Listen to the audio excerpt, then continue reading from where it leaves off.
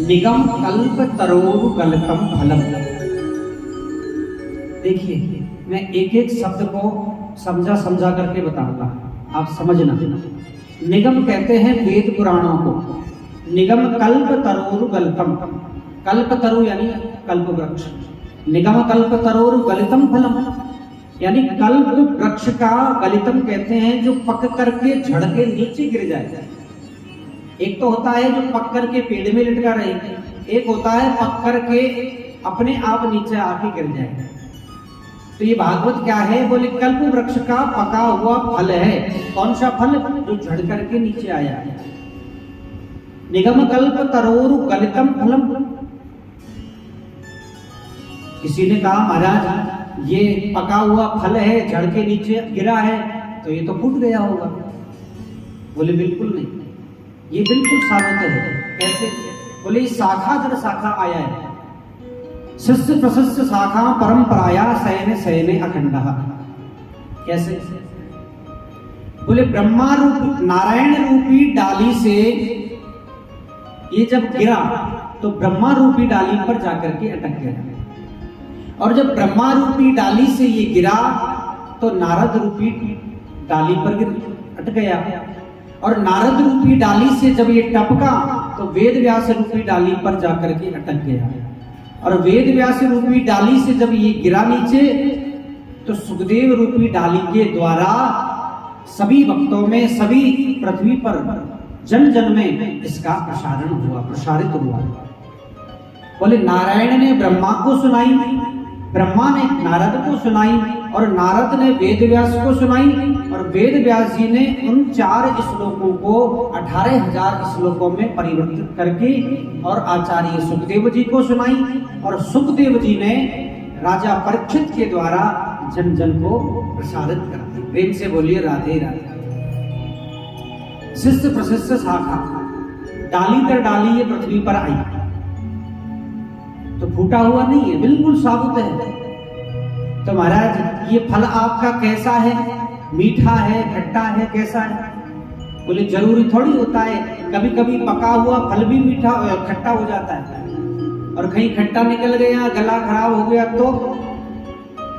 वेद व्यास जी कहते हैं कि बिल्कुल गारंटी है मीठे की। बोले क्या गारंटी है? बोले सुख मुखादमृत द्रव्य संयुतम। बोले सुख का मुख लगा हुआ है, तोते का मुख लग रहा है। अब तोते का जिस फल में मुख लग गया उसकी तो पक्की गारंटी है मीठा है। तोते का एक स्वभाव होता है कि या तो वो मीठे फल में चोंच लगाएगा, वरना जिसमें अपना मुख लगा देगा वो फल मीठा हो जाएगा। कैसे भी देख लीजिए फल मीठा है। बोले सुख मुखाद, सुख का मुख लगा हुआ है। तो महाराज कैसा है? मीठा है, खट्टा है। कभी कभी खट्टे फल को भी बेचने वाला मीठा बना करके बेच देते हैं। बाजार में देखा होगा आपने, बढ़ाई कर करके बेचते होते। हाँ, एक व्यक्ति तरबूज बेच रहा था। अरे बोले ले जाओ चीनी से मीठा तरबूज, चीनी से मीठा तरबूज। एक व्यक्ति ने सोचा कि चीनी से मीठा तरबूज, चलो ले चलते। एक तरबूज लेकर के घर गया, काटा, देखा, उसको खाया, बिल्कुल फीका। वो वापस आया उसके पास में, ठेली वाले के पास। अरे बोले तुम झूठ बोलते हो। बोले ये तो बिल्कुल फीका है। उसने हाथ जोड़ करके कहा कि भैया जी हम तो पहले ही कह रहे थे कि चीनी से मीठा, अब जब तक आप चीनी डालोगे नहीं तो मीठा होगा कैसे? उसमें चीनी डालनी पड़ेगी। तो कभी कभी खट्टे फल को भी मीठा बना करके बेच देते हैं लोग, झूठ बोल करके। तो पूछने वाले कह रहे हैं कि व्यास जी कहीं ऐसा तो नहीं है कि खट्टा है आप मीठा बना करके बेच रहे हो? बोले बिल्कुल नहीं। कैसा मीठा है? बोले अमृत द्रव्य संयुतम, अमृत के जैसा फल है, अमृत के जैसा मीठा है। तो फिर ये फल कैसा है? खाने वाला है, पीने वाला है, चूसने वाला है? क्योंकि अलग अलग तरह के फल होते हैं, काट करके खाया जाता है, चूस कर खाया जाता है। कैसा है? बोले द्रव्य संयुतम, द्रव्य यानी पीने वाला, पतला। बोले कैसे पिए? मुख के द्वारा नहीं, कान के द्वारा। कानों के दोने बनाओ और बड़ी चकाचक पियो। अमृत द्रव्य संयुतम पिबत भागवतम रसमालयम। पिबत खाने के लिए नहीं बोला, न चूसने के लिए बोला, पीने के लिए बोला। पिबत भागवतम रसमालयम। कब तक पी?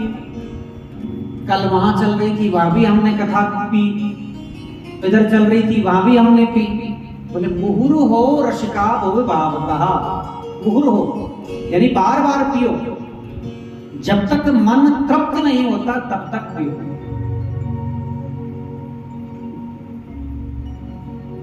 तो महाराज कौन कौन पी सकता है? बोले रसिका भव भावुका। केवल रसिक और भावुक का नाम लिया है वेद व्यास जी ने, दो का। प्रेम से बोलिए राधे राधे। किसी ने कहा महाराज